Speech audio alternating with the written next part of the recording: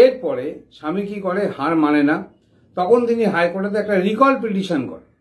Recall petition মানে হচ্ছে যে হাইকোর্ট। নমস্কার বন্ধুরা, আজকে যে ভিডিওটা নিয়ে এসেছি সে ভিডিওটা একটা দুঃসংবাদই আছে। দেখুন, ওয়াইফরা স্বামীদের কাছে মেনটেন্যান্স চায়, এই নিয়ে অনেক ভিডিও আমি বানিয়েছি এবং মেনটেন্যান্সটা দেওয়া অনেকের পক্ষে দুঃসাধ্য হয়ে যায়, খুবই অসুবিধার কারণ হয়। কিন্তু এখানে একটা হাইকোর্টের জাজমেন্ট আমি আপনাদের বলছি, যেটা পুরোপুরি ওয়াইফদের পক্ষে গেছে এবং এখানে ওয়াইফ মেনটেন্যান্সও পেয়েছে। সেই ব্যাপারটা আমি আপনাদের পুরো বিস্তারিত বলে দিচ্ছি। এবং খারাপ খবর এই কারণেই বলছি যে স্বামীর হাজার চেষ্টা সত্ত্বেও কিন্তু মেনটেন্যান্স থেকে এখানে কিন্তু স্বামী বাঁচতে পারেনি। তো ব্যাপারটা হচ্ছে দুটো ছেলে মেয়ের বিয়ে হয় এবং তারা কিন্তু আলাদা আলাদা ধর্মে অবলম্বিত ছিল। একজন খ্রিস্টান ছিল, একজন হিন্দু ছিল। কিন্তু হিন্দু রীতিরেওয়াজ অনুযায়ী তাদের বিয়ে হয় এবং ওয়াইফের গলায় মঙ্গলসূত্র পরানো হয়। তারপরে যেটা হয়, তাদের বিভিন্ন রকম গন্ডগোল দেখা দেয় এবং তারপরে ওয়াইফ কিন্তু CRPC 125 অনুযায়ী ট্রায়াল কোর্টে, নিম্ন আদালতে কিন্তু মেনটেন্যান্সের ফাইল করে দেয়। এবং আপনারা জানেন, মোটামুটি ট্রায়াল কোর্ট থেকে বেশিরভাগ সময় মেনটেন্যান্স করে দেওয়া হয় এবং ট্রায়াল কোর্ট থেকে কিন্তু মেনটেন্যান্স ওয়াইফের ঘোষণা করে দেওয়া হয়। এবার ওয়াইফের যখন মেনটেন্যান্স ঘোষণা করে দেওয়া, তখন ডেফিনেটলি স্বামী হাইকোর্টেতে একটা রিট পিটিশন করে, রিভিশন পিটিশন করে হাইকোর্টেতে রিভিশন পিটিশন করার পরও, যেটা আমরা রিট পিটিশন বলি, সেই রিট পিটিশন করার পরও কিন্তু হাইকোর্ট থেকেও কিন্তু কেসটা খারিজ করে দেওয়া হয় এবং ওয়াইফের মেনটেন্যান্সটা একই রকম রাখা হয়।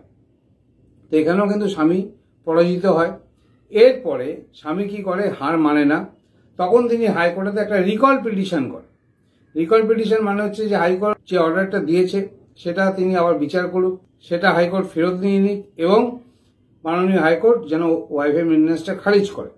এবং এখানে যে স্বামী যে যুক্তিটা রাখে যে এখানে তাদের বিয়েটাই কিন্তু বাতিল, এখানে তাদের যে বিয়েটা হয়েছে সেটা কিন্তু বাতিলযোগ্য বিবাহ, মানে নাল অ্যান্ড ভয়েড বিবাহ, কারণ তাদের বিয়েটাই ঠিকমতো হয়নি। এখানে কিন্তু যে বিয়েটা হয়েছে সেটা হিন্দু নিয়মে হয়েছে, সুতরাং হিন্দু ম্যারেজ অ্যাক্ট অনুযায়ী এই বিয়েটা হয়েছে। কিন্তু এই বিয়েটা অ্যাকচুয়ালি হওয়া উচিত ছিল স্পেশাল ম্যারেজ অ্যাক্ট অনুযায়ী, যেহেতু দুজনের কিন্তু ধর্ম আলাদা। এবং এটা যেহেতু তাদের বিয়ের যে রিচুয়ালস, সেই রিচুয়ালসগুলো মানা হয়নি, মানে বিয়ের যে নিয়ম কানুনগুলো আছে সেগুলো নিয়ম কানুনগুলো মানা হয়নি। এবং এখানে যে বিয়েটা হয়েছে সেটা কিন্তু নাল অ্যান্ড ভয়েড, মানে বিয়েটা বাতিলযোগ্য বিবাহ, মেয়েটাকে বাতিল করা হোক, এই বক্তব্যটা কিন্তু হাজবেন্ড কোর্টের কাছে রাখে, হাইকোর্টের কাছে রাখে। এরপরে হাইকোর্ট যখন রিকল পিটিশনটা পায় তখন সেটা ভালো করে খতিয়ে দেখার পরে দেখছে যে হাজবেন্ড যে নাল অ্যান্ড ভয়েডের কথাটা বলছে, সেই নাল অ্যান্ড ভয়েডের কথাটা তার প্রথমেই বলা উচিত ছিল যখন ট্রায়াল কোর্টে, যখন নিম্ন আদালতে কেসটা চলছিল, কিন্তু সেখানেও কিছু বলেনি। এবং যখন রিট পিটিশন তিনি হাইকোর্টে করেছে তখনও তিনি এই যুক্তিটা দেখাননি, কিন্তু তিনি এখন এই রিকল পিটিশনে এই যুক্তিটা দেখাচ্ছেন যে বিয়েটা নাল অ্যান্ড ভয়েড। কিন্তু এখানে নাল অ্যান্ড ভয়েড ডেফিনেটলি করা যাবে না, কারণ তারা দুজনে একসাথে অনেকদিন ছিল।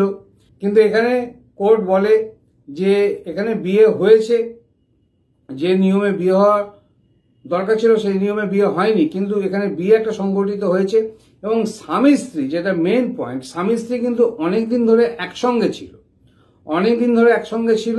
সুতরাং এই বিয়েটা যদি নাল অ্যান্ড ভয়েড ঘোষণা করে দেওয়া হয়, তাও কিন্তু স্বামীকে CRPC 125 অনুযায়ী ওয়াইফকে মেনটেন্যান্স অবশ্যই দিতে হবে।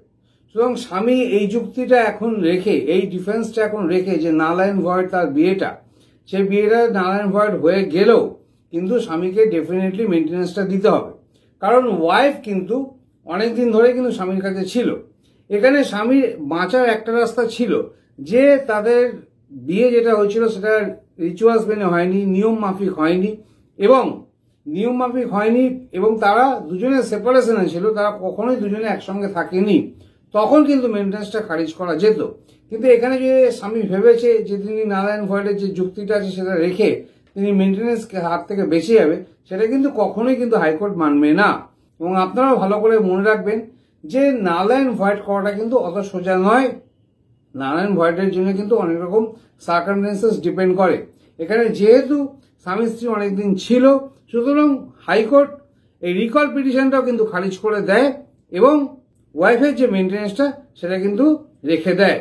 এবং স্বামীর যে যুক্তিটা ছিল সেই যুক্তিটা যদি প্রথম থেকে দেখাতো তাও জিনিসটা কিছুটা কনসিডার করা যেত, কিন্তু এখন রিকল পিটিশনে এই যে যুক্তিটা দেখিয়েছে যে হাজবেন্ড, সেটা কিন্তু ডেফিনেটলি কোর্টের কাছে গ্রাহ্য নয়। সুতরাং হাইকোর্ট এটাকে টোটালি ডিসমিস করে দেয় এবং ওয়াইফের মেনটেন্যান্স কিন্তু এখানে রেখে দেয়। সুতরাং আপনারা বুঝতেই পারছেন যে ছেলেরা মেনটেন্যান্সের হাত থেকে অনেক সময় বাঁচার চেষ্টা করে। আমার সঙ্গে প্রচুর লোক লিগাল ডিসকাশন করে, তারা মেনটেন্যান্স নিয়ে আমার সঙ্গে অনেক কথা বলে। এর আগের ভিডিওটাতে আমি আপনাদের বলে দিয়েছিলাম সুপ্রিম কোর্টের একটা গাইডলাইন, এটা আজকে আমি আপনাদের একটা হাইকোর্টের গাইডলাইন দিয়ে দিলাম। সুতরাং কিছু করার নেই, একটা খারাপ খবর আপনাদের দিয়ে দিলাম যে কোনো রকম ভাবে কিন্তু মেনটেন্যান্স থেকে এড়িয়ে যাওয়াটা কিন্তু এত সোজা নয়।